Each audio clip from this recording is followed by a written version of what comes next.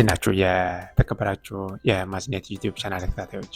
ዛሬ አዲስ መጽሐፍ ይዤላችሁ ቀርብ ያለው በብሬኔ ብራውን የተጻፈ መጽሐፍ ነው።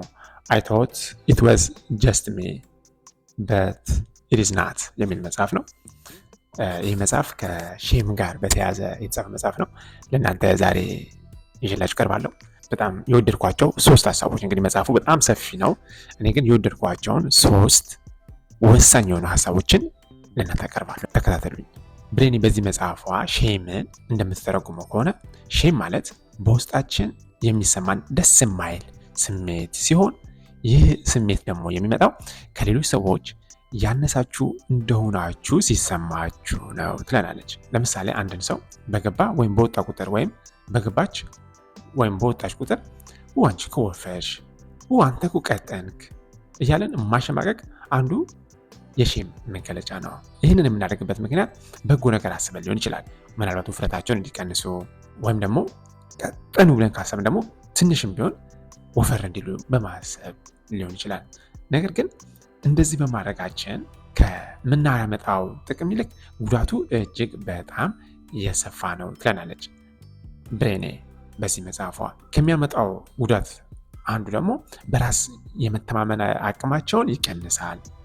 ሁለተኛው ደግሞ ከሰዎች ጋር ያላቸውን ማህበራዊ ግንኙነት ያሻክራል። ምክንያቱም እንደዚህ አይነት ሰዎች ራሳቸውን ስለሚያገሉ። ስለዛ ሼም ከጥቅሙ ይልቅ ጉዳቱ የከፋ ነው የበዛ ነው ካለን ሼም እንዳይዘን እንዴት ማድረግ እንችላለን የሚል ነው ጥያቄያችሁ ሊሆን የሚችለው። ነገር ግን ብሬኔ በዚህ መጽሐፍ እንደምጠቅስልን ከሆነ ሼምን ሙሉ ለሙሉ ማጥፋት አንችልም፣ ነገር ግን በተወሰነ መቆጣጠር እንችላለን ብላ የጠቀሰቻቸው የተለያዩ መስፈርቶች አሉ። እኔ ለእናንተ 3ቱን አቀርባለሁ። አንደኛው የተሰማችሁ ስሜት ሼም ነው አይደለም የሚለውን መለየት። ብዙ አይነት ስሜት ይሰማችኋል እንደ ሰው በመሆናችሁ። ነገር ግን የተሰማችሁ ስሜት ሼም ነው የሼም ስሜት ነው አይደለም የሚለውን መለየት አለባቸው። ልክ አንድ ዶክተር አንድን በሽታ ከማከሙ በፊት እንደሚለየው ሁሉ እናንተም የተሰማችሁ ስሜት ሼም ነው አይደለም የሚለውን መለየት አለባችሁ። ሼም ነው አይደለም የሚለውን እንዴት ታውቃላችሁ? ከሌሎች ሰዎች ያነሳችሁ እንደሆነ ከተሰማችሁ ያ የተሰማችሁ ስሜት ሼም ነው ማለት ነው። ሁለተኛው አንዴ ይሄ ነው ሼም ነው አይደለም የሚለውን ከለያችሁ በኋላ ለምንድን ነው ሼም የተሰማኝ የሚለውን መመርመር። ሼም በመሰማቱ ምን እጠቀማለሁ? ሌሎች ሰዎችስ ምን ይጠቀማሉ?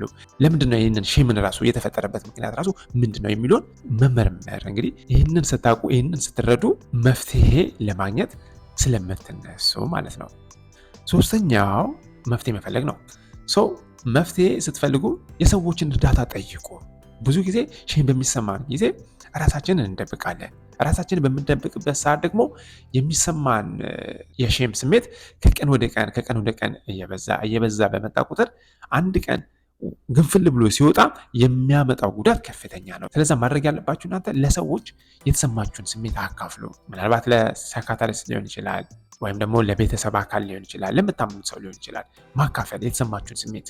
ይህን በምታደርጉበት ጊዜ ቢያንስ ከአንዳቸው ጥሩ የሆነ መልካም የሆነ መልስ ታገኛላችሁ። ያንን መልስ እንግዲህ እንደ መፍትሄ ልትጠቀሙበት ትችላላችሁ ትለናለች።